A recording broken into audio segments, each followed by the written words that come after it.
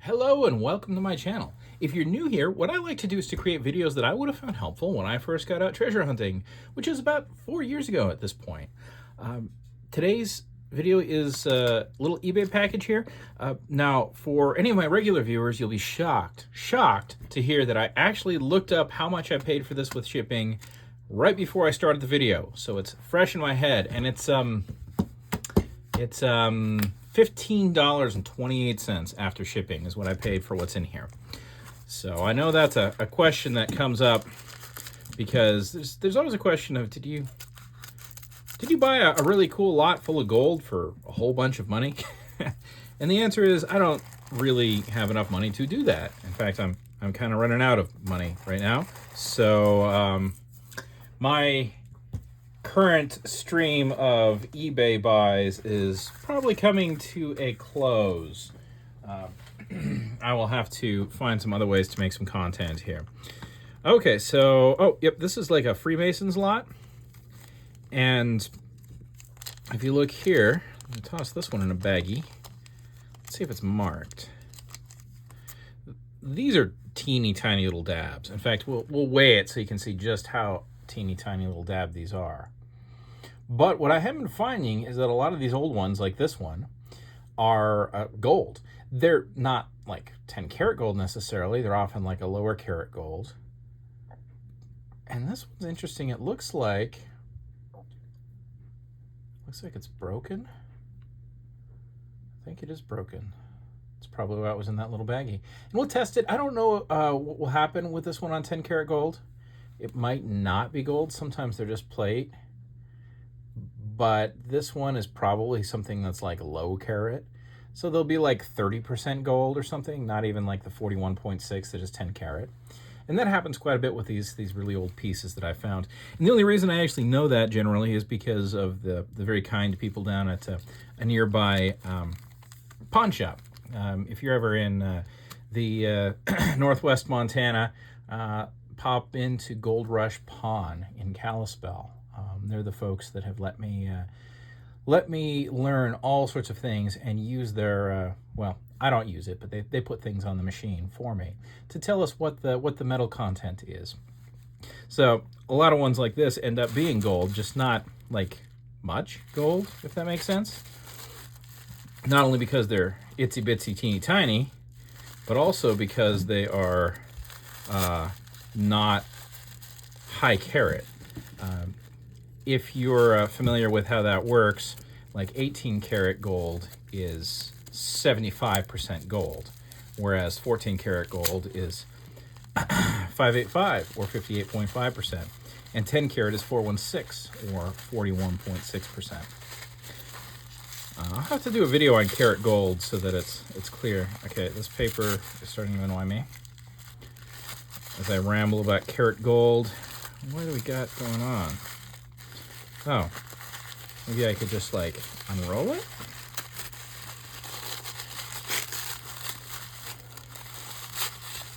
Haha!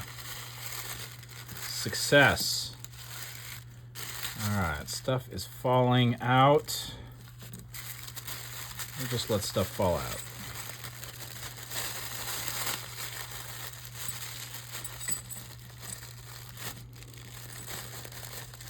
This is a fun lot for 15 bucks. We've got a bunch of cool old Mason stuff. Now, sadly, that did not fare very well. Gotta find ourselves a good little baggie for that, I think. I think we'll use this one from a previous video.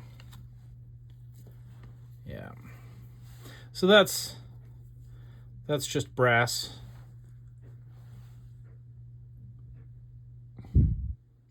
Very cool, though. Kansas.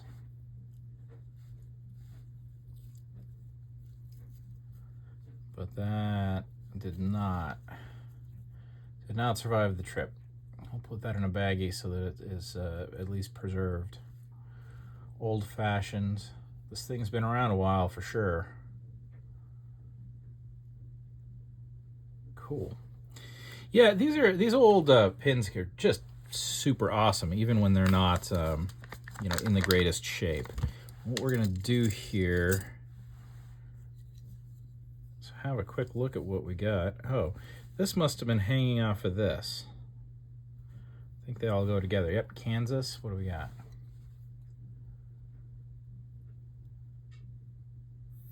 50th Annual Communication and Semi-Centennial Celebration. February 22nd, 1906. I don't know. You know, people ask me why I do this, and of course the gold is great. The gold is a lot of fun. And there's no denying it. Gold is magic. But this is just stinking cool. I don't know how else to put it. I am going to try to preserve it as well as I can, because I'm sure there are collectors of these objects. In particular, probably someone in Kansas might be keen on it surviving. So we're going to put it all in here so that it is protected going forward. But we're looking for, well, we're looking for fun things, but, you know, I don't buy one of these lots unless I think there's gold in it. I think we already got some gold right here. And I'm looking at other things thinking we've got gold. Oh, look at that. 1856 to 1906. What do you think? That stuff's all 1906. This probably goes in there. Let's put that in the bag, too.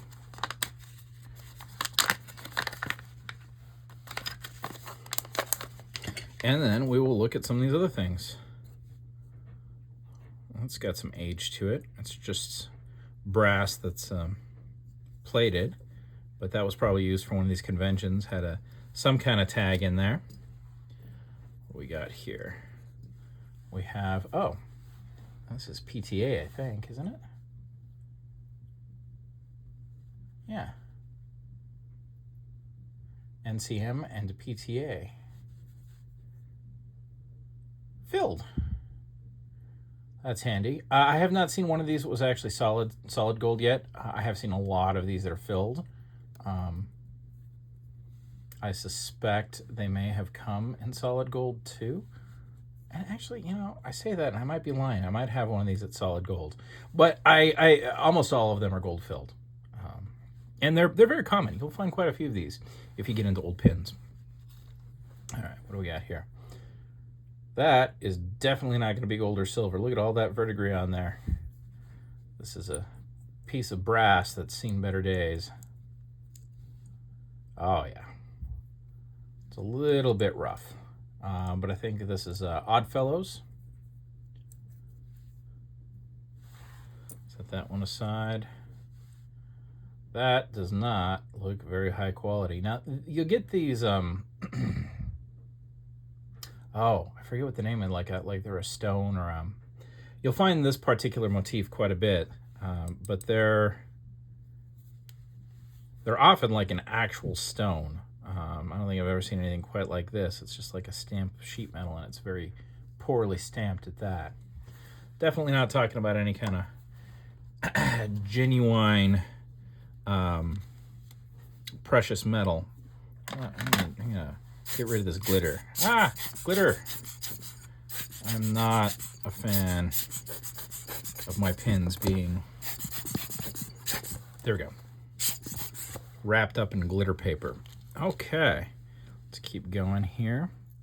This is also looking like brass. We've got a bunch of verdigris, but it looks like it's probably also pretty interesting. So, Grand Chapter Salina, 1919.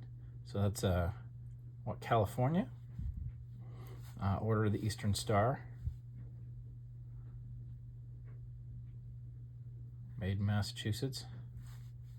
Sometimes one piece will be brass and one piece will be gold. In this case, they both look like they're just brass.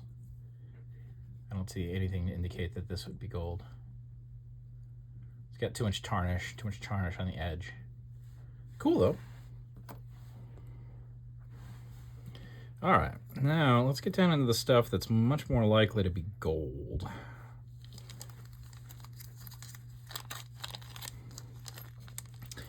And the main reason for that is because it's itsy bitsy. All right, so there's a little Boy Scout Be Prepared piece. That's just brass. toss that back in this baggie so it doesn't get lost. These are frequently gold and marked, especially the old ones. Now, that's not to say that all of them are. And they are, when they are gold, they're just like a teeny tiny little dab of it. This one could be. We'll test it. Generally what you want to look for if you want to try to get one of these that's gold is you want one that's not cast, that's actually been like this one here.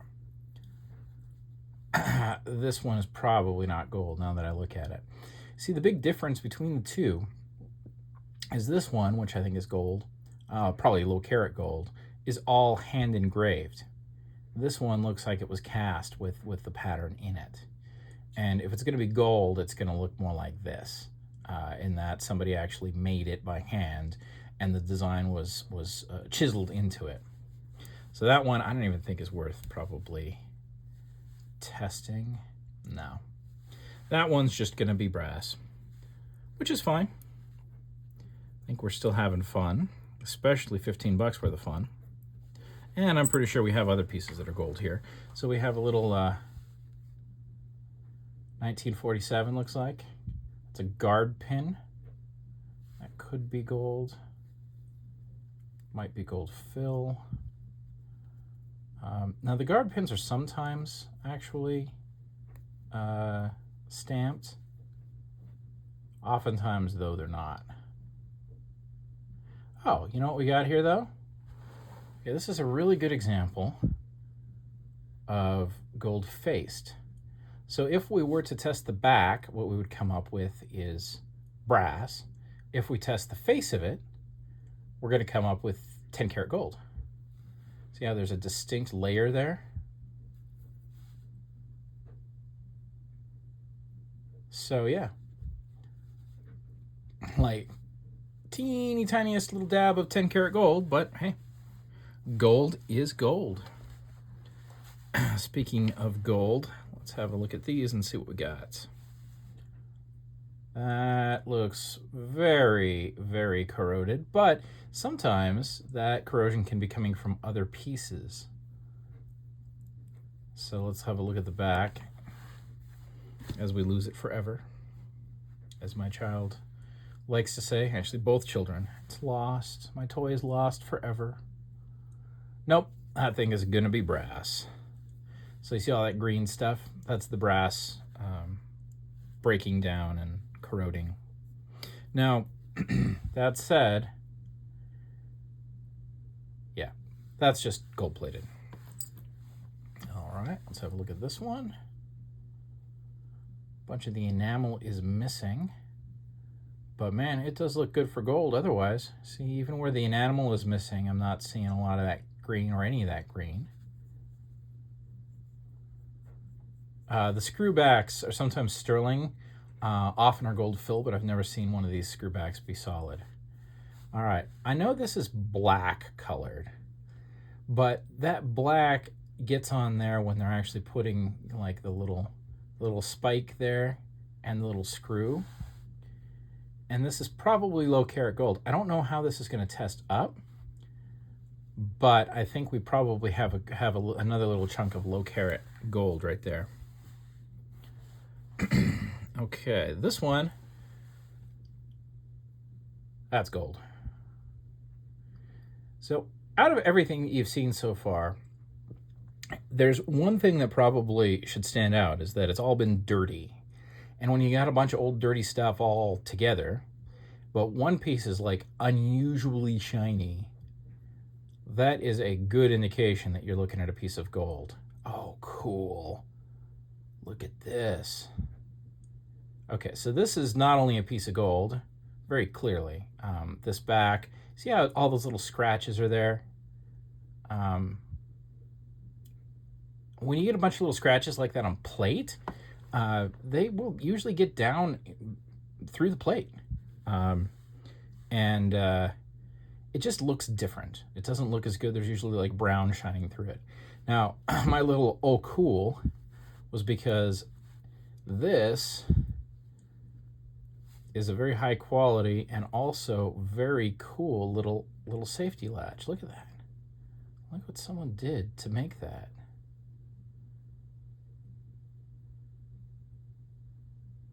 That is awesome. I have not seen a safety latch of that particular design.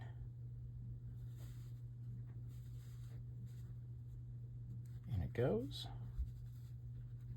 Safety latch over. And that will generally help you date a piece too, because when you have like an unusual design like that, you're looking at some period of time where they're like, okay, safety latches are a thing,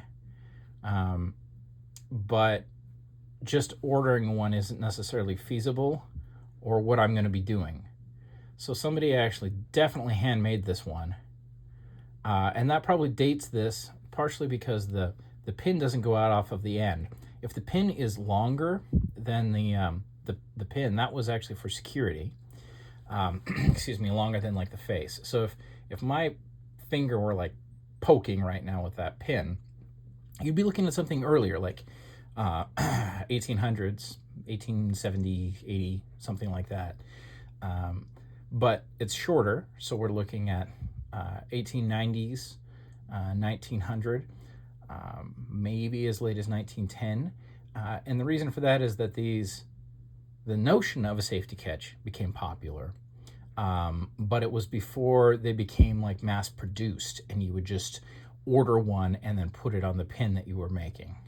In this case, somebody made this thing, looks like, or maybe this is just a version of a safety pin that was available that you could buy, that wasn't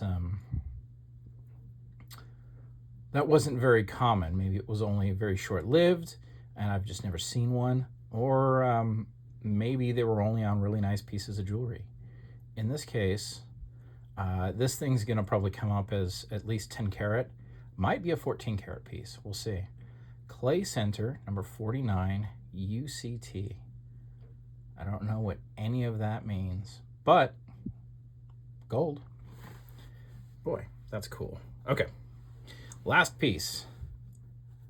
This says YWCA, Young Women's Christian Association. Man, that looks like gold too, doesn't it? I ask you like I can hear your answer. Although I can hear your answer in comments. But yeah, that sure looks like a chunk of gold to me.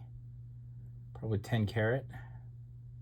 See, I'm not seeing any kind of verdigris. I'm not seeing any kind of issue. I wonder if this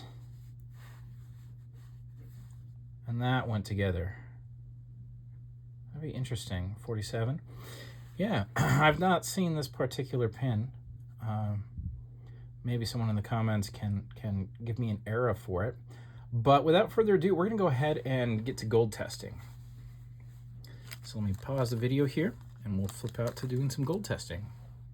All right, let's just go ahead and I haven't been doing the scratching in all my videos, but I would appreciate if anyone who does this a lot can critique my technique. I try to do it on the back of the piece. It doesn't really cause much of a... It's not super visible on the piece, but I still feel like it should be on the front of it in case somebody with the YWCA would actually like to wear this pin again at some point in the future. Oh, we already know about that one. We're just going to go ahead and call that one good because we can actually see the gold on it. This one, I don't know if this one's going to come up as anything, but you know what? We'll see what it does. I wonder if I can... at best, this is going to be 10 karat. So what I'm going to do is I'm just going to make like a little circle of material so that we actually have like a fairly good amount of material to test. And we're also going to do it because I want to see how this little point that I'm scratching a fair bit of material off of shines up. Oh yeah. See how shiny that got? Even though it's black right there. we're getting down into gold. So we'll be curious to see what this one does for with 10 karat acid. And then we've got this piece right here. We'll just go ahead and we'll do a long one so that we can do 10, 14, and 18. There we go. You can see it doesn't really take hardly any material off there, but I still feel like it's the best thing to do on the back. And then last but not least, this piece, which I think is going to be much like this piece. So I'm also going to just do a little bit of a circle here of material so that we have like a good little dot to see what the 10 karat acid does. Yeah, there we go. All right. I will practice my little dots of acid. Hopefully this particular section is useful to folks. I've definitely been learning a lot from the feedback I get from everybody. I'm going to try to tilt it upside down so that don't have bubbles. There we go. There we go.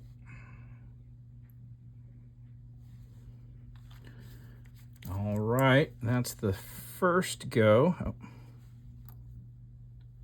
That piece goes there. So that was 10 karat acid, and now we're gonna do 14 karat acid.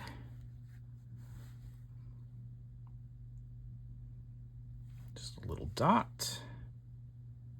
Ah, I did too big of a dot, didn't I? All right. But I think it actually told us something. We'll do, our 10 karat was holding up just fine. We definitely had 10 karat. I'm gonna do a 14 up at the top there. I don't think this thing's gonna be 18. Well, I guess it's holding up to that 14 okay-ish, but I think it's gonna go straight away when we do the 18. This one's gonna definitely be a 10 karat pin.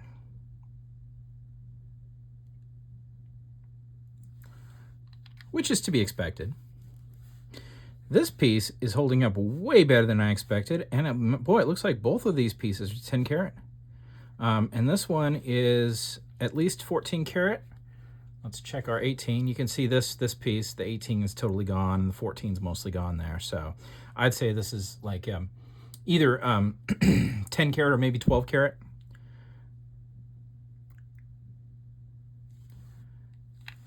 And the YWCA piece is 14. Very definitive. Well, you know what? For $15.28, I think this was a pretty solid little auction. I'm going to go ahead and clean this up here, and then we'll pull out the scale and try to figure out about how much gold we bought.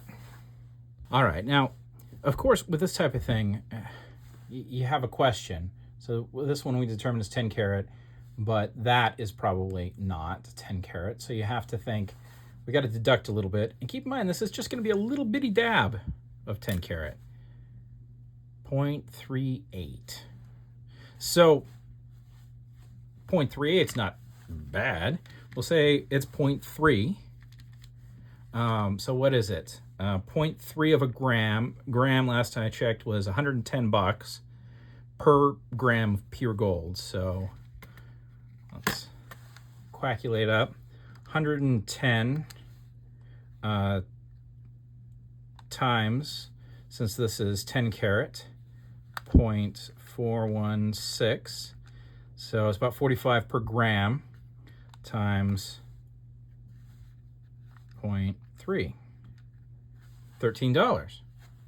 So just that piece is already edging us up to a point where we've paid for this lot just buying gold. You could probably add this little piece in. Now, there's just the slightest little bit of 10 karat on there. So the question you have to ask yourself is, how much of this 0.45 is 10 karat? Maybe 0.1, maybe 1.5, I don't know. That kind of piece, you don't really know. And you won't know until you actually like melt it down. You will know, however, that the only gold on it is that little face piece.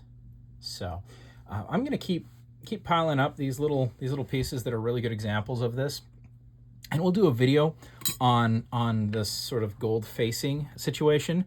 Some people have made some suggestions for actually separating the gold from the from the brass.